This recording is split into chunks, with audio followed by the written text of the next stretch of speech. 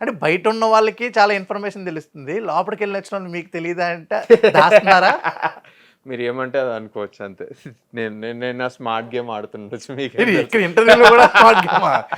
లేదండి, అంటే లైక్ చెప్పేంత వరకు చెప్పాలనిపిస్తుంది నాకు అందరి గురించి. మిగతాయి కొంచెం జనరల్గా ఉండాలి, ఆ సస్పెన్స్ ఉంటేనే మన వల్ల ఓటింగ్లో ఏం బయాస్ రావద్దు. సింపుల్, అది ఒక్కటి నేను బిలీవ్ చేస్తాను, నా ప్రిన్సిపల్ అది అంతే.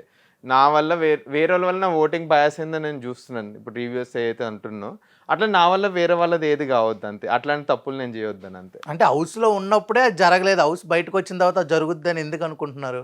ఏదంటున్నారు ఎగ్జాక్ట్లీ? అంటే ఇప్పుడు ఏమన్నా మాట్లాడితే అలా ఓటింగ్ ఏమన్నా మారుద్ది అని ఎందుకు అనుకుంటున్నారు? హౌస్ లోనే ఎందుకు మాట్లాడలేదు?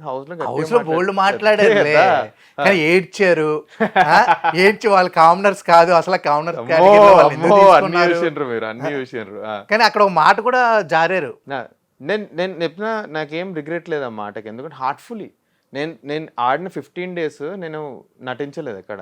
నేను బయట ఎట్లుంటాను లోపల అట్లా. ఒక ఎక్స్ట్రీమ్ ఎమోషన్ ఒక మనిషి మీద వస్తే మనం మనుషులం వీల్ స్లిప్ ఆ టంగ్. నాతోటి అదే అయింది, నాకు రిగ్రెట్స్ లేవు. నేను ఉన్నదేమో తప్పన్నాను, జనాలు కూడా యాక్సెప్ట్ చేసాను. జనాలు ఎక్కడ తప్పన్నారంటే, అరే నువ్వు ఇన్ని మాటలు అన్నవరా అబ్బాయి, నువ్వు ఓట్ ఎందుకు వేయలేదు, నామినేట్ ఎందుకు చేయలేదు, అక్కడ నా మిస్టేక్ అయ్యిందని జనాలకు అనుకోవచ్చు. బట్ ఎపిసోడ్ పడి ఉంటే చాలా క్లారిటీ వస్తుండే అసలు. వేసున్నా బాగున్ను. నాగ్ సార్ కూడా మరి ఎందుకెళ్ళి నాగ్ సార్ చూపించినా బాగున్నా, అది చాలా మంచి. అసలు వాళ్ళు అనడం అనేది ఏమన్నారు ఒకసారి మళ్ళీ రిపీట్ చేయండి. ఎవరిని ఏమన్నాను నేను? ఏమంటారు, సమ్ ఇడియట్స్ అని అన్నాను. అలాంటి రూత్లెస్ ఇడియట్స్ అనేదో అన్నాను ఇంగ్లీష్ లో. ఆ రోజు అంతలా మరి ఆ మాట కనుక సార్ కనుక ప్లే చేసి ఉంటే మీరు వేరేలా ఉండేమో. అంటే అక్కడ అంత అన్నందుకు అయినా సోమవారం వేరే వాళ్ళని నామినేట్ చేసేవారు అనవసరంగా. ఏమో మరి లైక్ ఏమంటారు, సి అగైన్ నేను ఎక్స్ట్రీమ్ బ్యాడ్ వర్డ్స్ ఏం యూజ్ చేయలేదు. సింపుల్ వాడుక భాషే వాడి కొంచెం ఎక్స్ట్రీమ్ ఎమోషన్ తోటి చెప్పిన అది ఫస్ట్లీ.